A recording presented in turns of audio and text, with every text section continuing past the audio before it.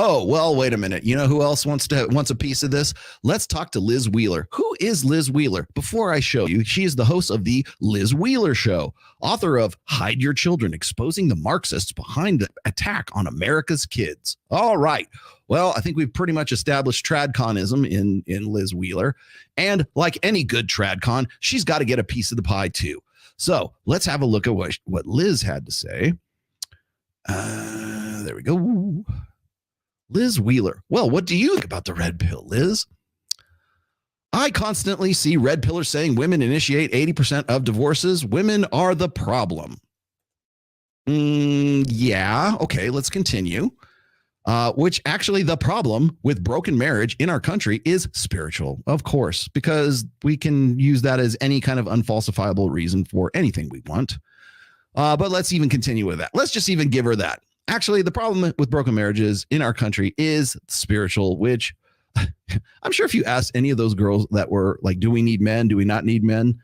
I'm pretty sure most of those chicks would probably say it's not necessarily a spiritual thing. It's sort of an empowerment thing that we've been doing for quite some time.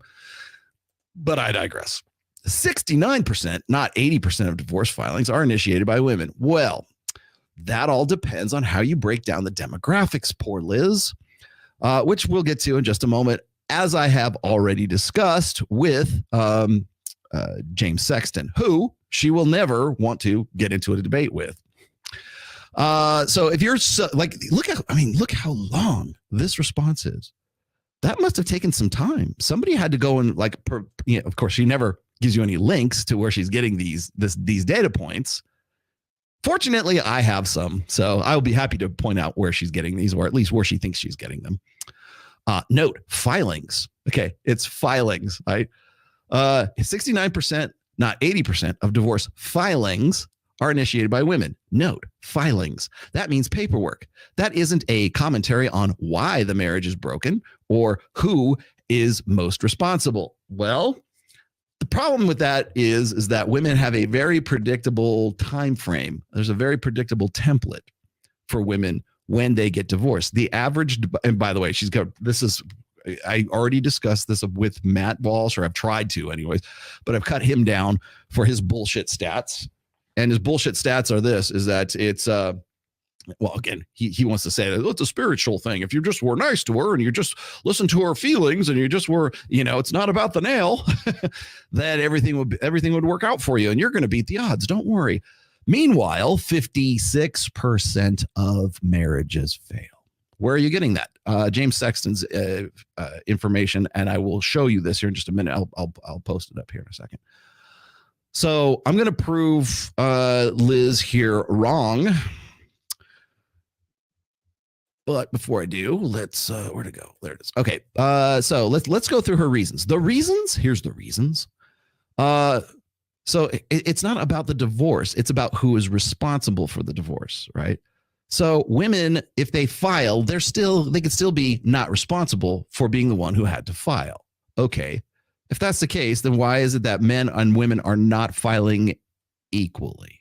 Well, because we want to make it about responsibility for who is at fault in a no-fault marriage era. The reasons: 35% of women who file for divorce do it because their husband was unfaithful.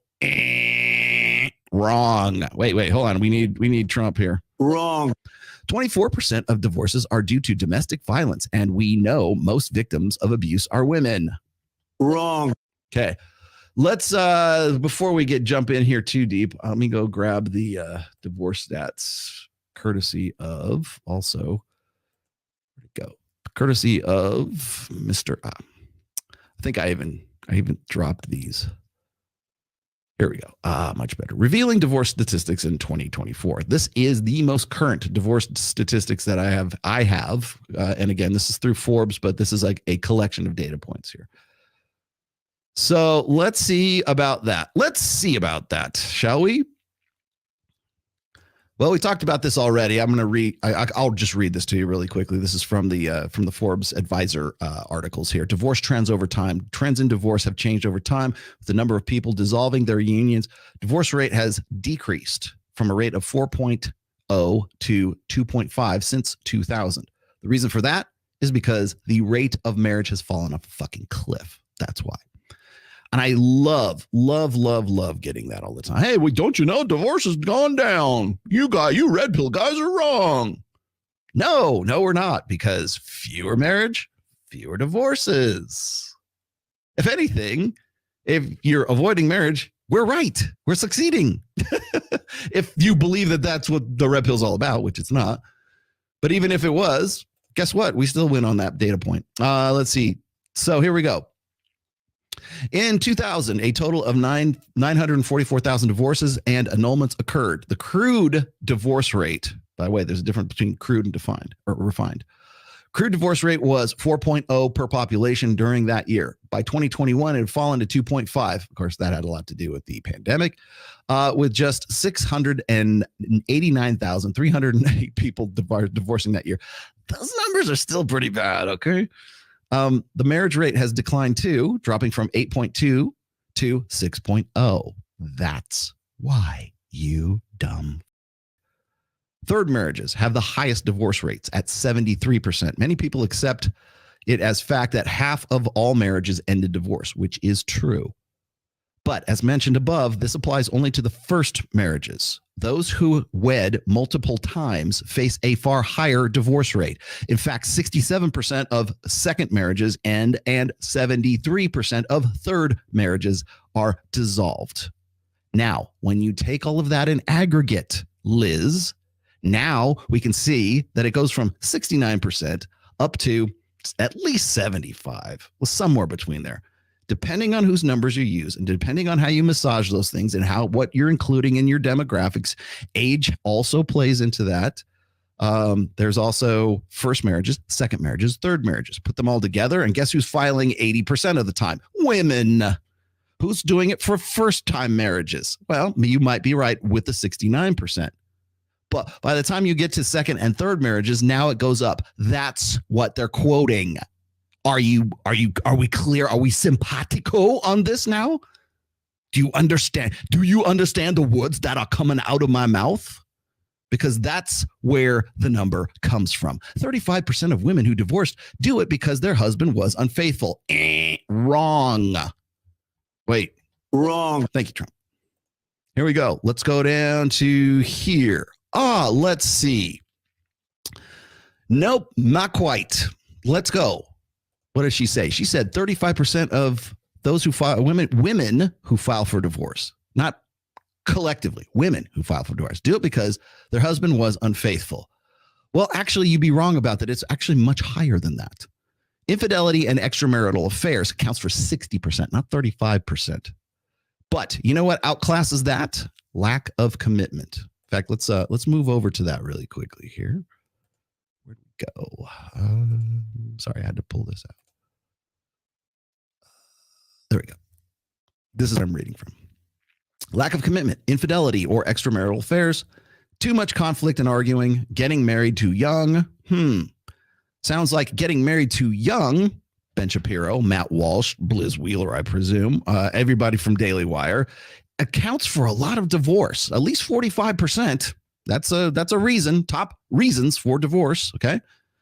Getting too much conflict and arguing. Well, you know what's interesting is if you take the aggregate of, let's see, all of the ones that aren't infidelity and you compare them against the 60% that is infidelity, then you start to see a clear picture here. Because here's the thing that especially tradcons like to do. They like to take one, well, it's not just tradcons, it's also libs too. But they want to take one data point and say, that's it. No, you have to take that data point in collection with other data points so you can get a clear picture of what's going on. Correlation is not causation. Thank you very much. Me off a little bit more. Got it. Okay. Moving on. Correlation still counts. So how are we going to relate this information? Domestic violence. I love that. 34% is 24%. There we go. Maybe that's where Liz got that number from. What's the rest of she saying here? 24% of divorces are due to domestic violence. Yes. And we know most of the victims of abuse are women. Of reported abuse, yeah, maybe still 24%. Okay. And again, that's aggregate for men and women divorcing. So we have to take that into account because we presume it's a heterosexual marriage. So that's 50% men, 50% women. I know, basic math, but we have to do it for these knuckleheads. Okay. Basic incompatibility and money issues are among the top reasons for divorce. Get that? Basic incompatibility and money issues are amongst the top reasons for divorce. Couples divorce for many other reasons as well, other than a lack of commitment or infidelity. Here are the 3 of the top causes of divorce. 58% of couples report arguing and excess conflict. 45% of divorcing couples indicate they married too young. 38% report financial problems as a divorce cause. Number 1 amongst those financial causes, precipitator of divorce, is the woman makes more money than the man. Boom. Put that in your pipe and smoke it, Liz. So right there, 2/3 of divorce are initiated by women are because of their husbands. No, that's not how the data plays out, Liz. And had sex with other women outside the marriage or beat his wife. Well, considering the low divorce rate and the low marriage rate to begin with, I hardly think that this is an epidemic. And again, I will point out once more for the gallery here that interpersonal? No, it's intimate IPV, intimate partner violence, doesn't even qualify as one of the top reasons for top 10 anyways, that women are, let's say, mortality rate. I don't want to get too graphic here because I don't want to get kicked. You can say motherfucker on YouTube, but you can't say those things. Go figure. So anyways, you got this. 66% of men and 74% of women think their partner should have worked harder to save the marriage. Okay, well, that's enough of Liz. But long story short, I challenged her. I said, hey, if you want to come down to Vegas, you want to come sit across the table from me and James Sexton, we will be happy to entertain you. We'll give you a nice, respectful interview, but unless you're Farrah.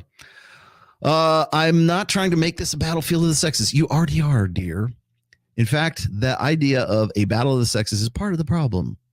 Well, here's the problem that I have with this assessment is that I love it's the topic du jour right now to go after red pill guys. We're pretty aware of that. But when I look at the reasons and I look at the stats, and of course she never links where she's getting her data points from, because if she did, some smart spurgy OCD guy like me will probably go and look at it and go, no, you're wrong. And if you are that compassionate, if you are that dedicated to your convictions that everybody ought to get married, where it's not as bad as you think. I'm still waiting for the call from Matt Walsh, still waiting for, Liz Wheeler now, I guess. Anybody who wants to defend their point. None of you do. None. Zero. None of you want to. You know why? Because you're chicken shit. That's why. Because you're afraid. You're cowards. You don't believe in what you say. You can write a doctoral thesis and tell me percentage points, and people are going to go, oh, well, yeah, it's just really a problem. And those red pill guys are really terrible. They're the reason for divorce. No, the decline in marriage and divorce and all the statistics that we have today started way before you even knew what the fucking red pill was. But it's just what we're hearing today on an election cycle. But I cannot wait for November 6th, by the way, because all this shit goes right out the window. Poof, like a fart in the wind, man. Everybody, it's great to just sit there and fire away at people, random people. Like Amala will never mention specifics. Yeah, I'm saying never. Liz, those red pill, who the fuck are you talking about? Please, for the love of Christ, tell me who you're talking about. I see this all the time. Where? Give me links or shut the fuck up. STFU, man. Give me the links or shut the fuck up. Yeah? Don't have any? Okay, shut the fuck up. Oh, where'd you get those? Post me the links to your data points. Show me where you're getting your percentages from. Oh, didn't? Don't have them? Shut the fuck up. Because you're the problem now. and your conviction is horseshit, and your religion and your faith is equally horseshit. It is just as empty as the bullshit that you put on your brand of you, your personal brand. It is bullshit until you want to sit across the table and defend it. And if you can't, shut the fuck up. End of story. Thank you very much. Goodbye. The end.